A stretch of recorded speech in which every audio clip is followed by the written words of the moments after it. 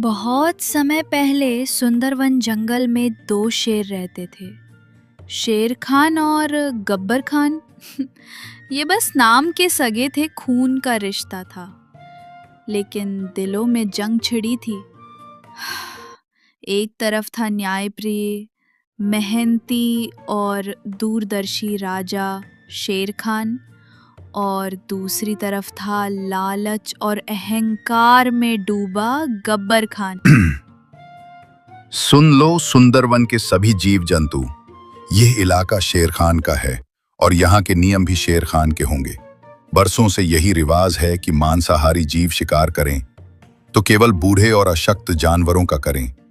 कभी भी जवान और सक्षम जीव पर पंजा उठाने की भूल मत करना, वरना सजा ऐसी मिलेगी कि आने वाली पीढ़ियां भी याद रखेंगी। हमारा जंगल तभी फल फूल सकता है जब हर प्रजाति सुरक्षित हो। महाराज, मैं हूँ बंटी चूहा। अगर मेरी बात सुनने की इजाजत दे तो मैं कुछ बोलूं।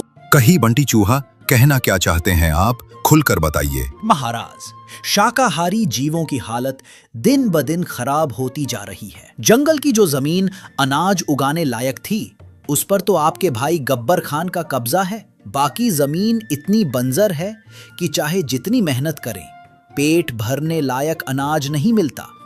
महाराज, आज तो किसी तरह गुजर बसर हो रही है, लेकिन आने वाले दिनों में भूख हमारा सबसे बड़ा दुश्मन होगी। बंटी, तुम्हारी बात गंभीर है, लेकिन हर मुद्दे का हल एक ही दिन में नहीं निकलता।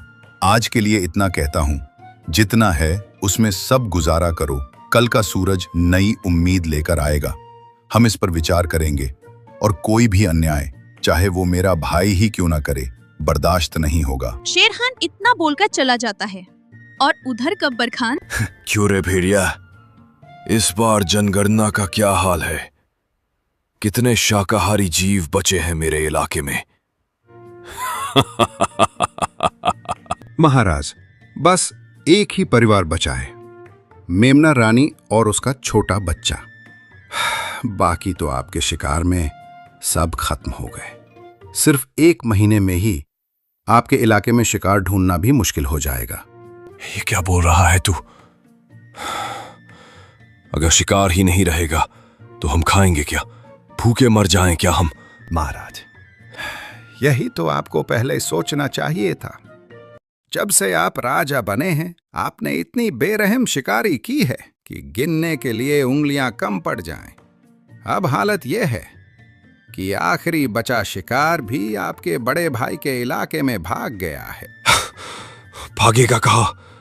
शिकार मेरा है, चाहे वो भाई के इलाके में क्यों ना चला जाए। आज चाहे आसमान टूट पड़े, मैं उस मेमना रानी को खाकर ही दम लूंगा। चल भेड़िया, मेरे साथ। इतना बोलकर दोनों मेमना के पास जाने लगते हैं।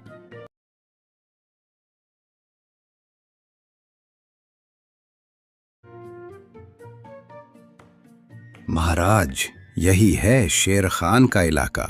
मेमना रानी यहीं छुपी होगी। लेकिन ये जगह आपके लिए खतरे से खाली नहीं है। खतरा? गब्बर खान के लिए?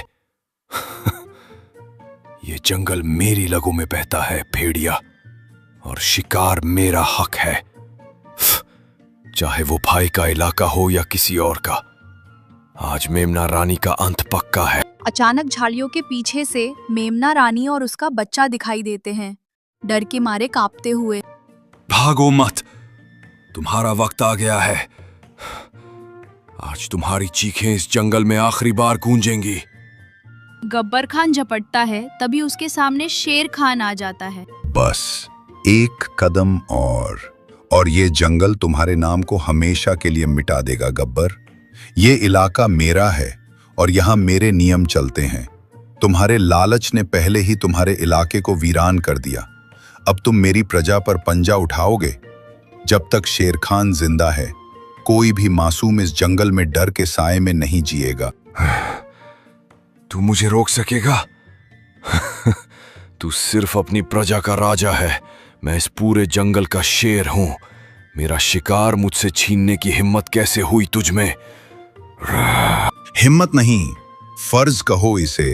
राजा वो नहीं जो ताकतवर हो, राजा वो है जो कमजोर को भी उतना ही जीने का हक दे जितना खुद जीता है। अगर तुझे भूख लगी है तो मैं तुझे शिकार दूंगा, लेकिन इस मेमना रानी को एक बाल भी बांका नहीं होने दूंगा। ठीक है भाई, आज तेरे इलाके का कानून मान लेता हूं, लेकिन याद रख, जंगल के हर कोने में तू नहीं होगा, और जब मैं अकेला शिकार देखूंगा कोई नहीं आएगा उसे बचाने। गब्बर खान मुड़ के चला जाता है। शेर खान मेमना रानी और उसके बच्चे को अपनी सुरक्षा में लेकर जंगल के अंदर ले जाता है। रात का समय, गब्बर खान का अड्डा। आधा चांद आसमान में है, चारों ओर अंधेरा और ठंडी हवा। गब्बर खान गुफा के पास बैठा है, उसकी आंखों में लाल चमक। भेड़िया पास में खड़ा है, डर और उत्सुकता के बीच। भेड़िया, आज की हार मैं भूला नहीं। शेर खान ने सबके सामने मेरी इज्जत मिट्टी में मिला दी, लेकिन जंगल में ताकतवर वही नहीं होता जो सीधे पंजा मार दे। ताकतवर वो होता है जो दुश्मन के किले को अंदर से गिरा दे। महाराज, आपका क्या मतलब है? मतलब ये कि अब हम शेर खान के इलाके में ऐसे बीज बोएंगे जो उसकी प्रजा को उसी के खिलाफ कर दें। हम पहले उसके जंगल में अराजकता फैलाएंगे, अनाज चुराएंगे, पानी के स्रोत गंदे करेंगे, ताकि उसकी प्रजा भूखी और प्यासी हो जाए। फिर जब लोग उसके फैसलों से नाराज होंगे तो मैं आऊंगा उनके लिए मुक्तिदाता बनकर।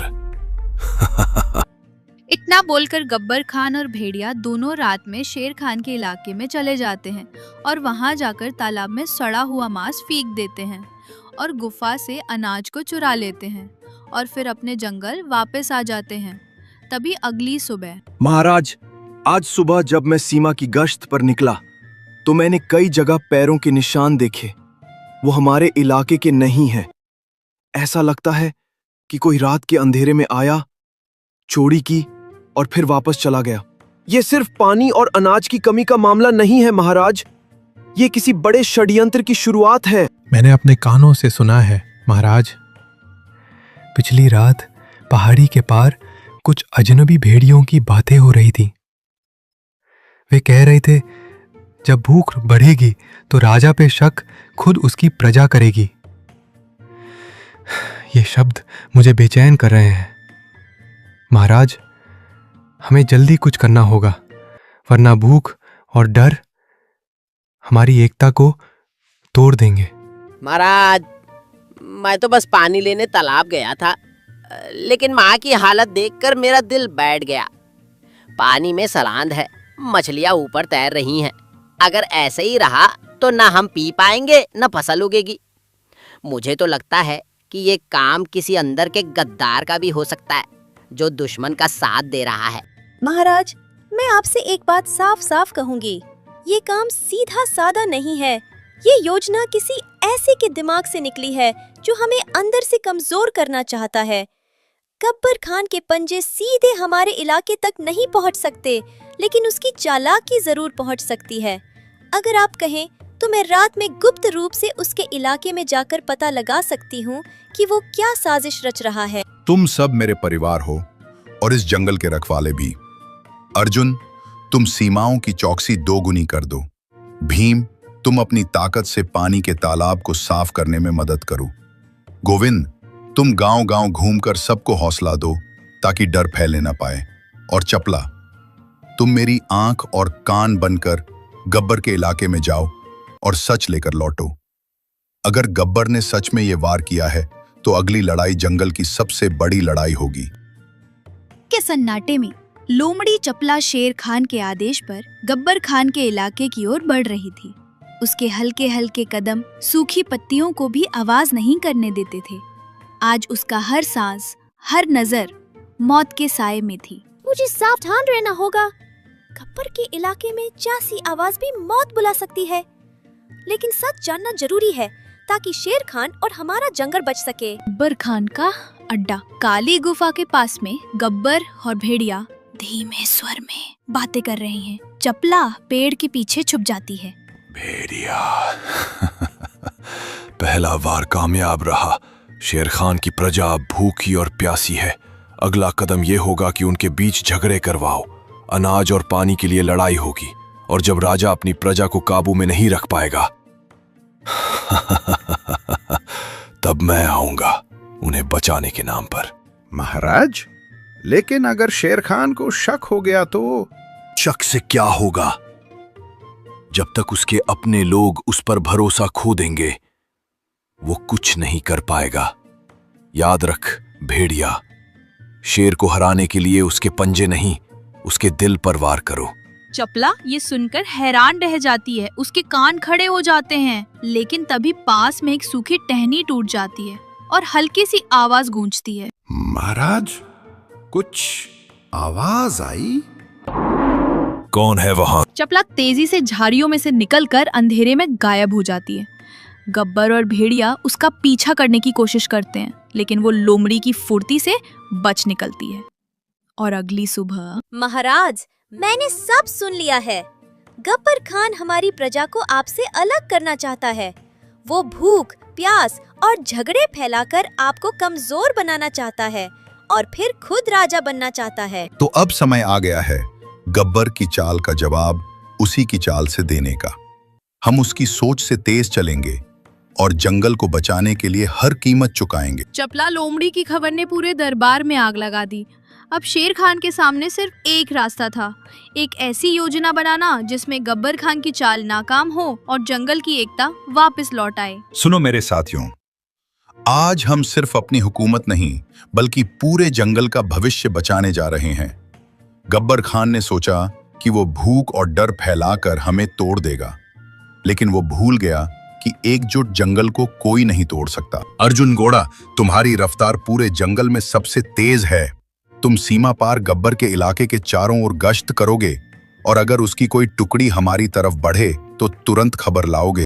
महाराज, जब तक मेरे पैर में जान है, कोई दुश्मन इस तरफ नहीं आ पाएगा। भीम हाथी, तुम्हारी ताकत हमारी ढाल होगी। तुम अनाज के भंडार के पास रहोगे ताकि गब्बर का कोई आदमी चोरी ना कर सके। महाराज, मेरी मौजूदगी में अनाज का एक दाना भी इधर उधर नहीं होगा। गोविंद गधा, लोग तुम्हें कम आंकते हैं, लेकिन तुम्हारी याददाश्त और सहन शक्ति सबसे बड़ी ताकत है। तुम जंगल के हर घर जाओगे और सबको समझाओगे कि गब्बर की अफवाहों पर भरोसा ना करें। महाराज, जब तक मेरी आवाज पहुंचेगी, कोई भी अपने राजा पर भरोसा खोएगा नहीं। बंटी चूहा, तुम्हारा कद छोटा है लेकिन काम बड़ा। तुम गब्बर के अड्डे के अंदर घुसकर उसकी खाने पीने की चीजें कुतर दोगे ताकि उसकी टोली कमजोर हो जाए। समझ जाइए महाराज, अब गब्बर को दांत दिखाने से पहले दांत साफ करने पड़ेंगे। और चपला, तुम्हारा काम सबसे मुश्किल है। तुम गब्बर के बीच फूट डालोगी। भेड़िए को यकीन दिलाओ कि गब्बर उसे धोखा देने वाला है और जब उनके बीच लड़ाई होगी हम वार करेंगे। महाराज, गब्बर को नहीं पता कि खेल अभी शुरू हुआ है। योजना बन चुकी थी।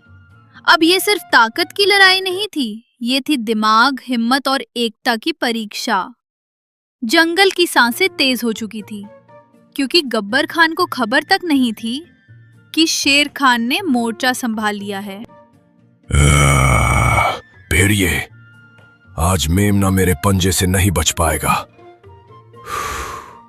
जो भी सामने आए उसे रौंद देना। महाराज, रास्ता साफ है, लेकिन लगता है कोई हमें देख रहा है। कुछ भी नहीं होगा अब होगी तो सिर्फ मौत, वो भी शेर खान की। चलो।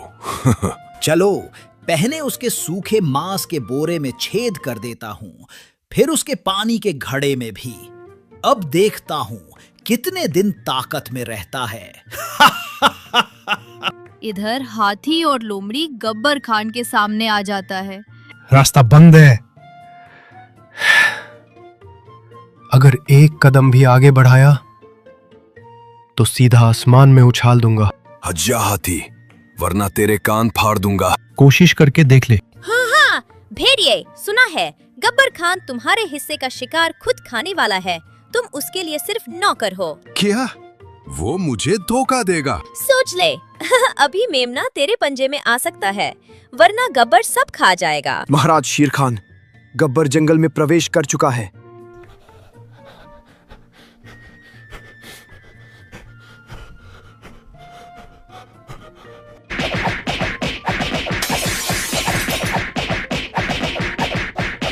जंगल का कानून भूल गया था। गब्बर, आज तुझे जिंदा छोड़ रहा हूं ताकि तू याद रखे, राज ताकत से नहीं, एकता और न्याय से चलता है। शेर खान, तूने मुझे जिंदा छोड़कर गलती की। अब मैं जंगल का राजा नहीं, जंगल का साया बनूंगा और तुझे वहीं खत्म करूंगा जहां तू सोच भी नहीं सकता। गब्बर, तेरा साथ देकर मैंने कुछ नहीं पाया। अब मैं शेर खान के पास जा रहा हूं। जा, पर याद रख, गब्बर की छाया से कोई नहीं बचता।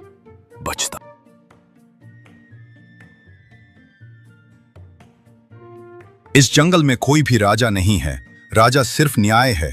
और न्याय कहता है, जो प्रकृति से विश्वासघात करे उसकी जगह यहां नहीं। तो दोस्तों, इस तरह शेर खान गब्बर खान को एक और जिंदगी जीने का मौका देता है और फिर सुंदरवन फिर से शांत हो गया। मेमना रानी अब बड़ी होकर जंगल की रक्षक बनी। बंटी, चपला, अर्जुन और भीम सब अपने अपने काम में लग गए।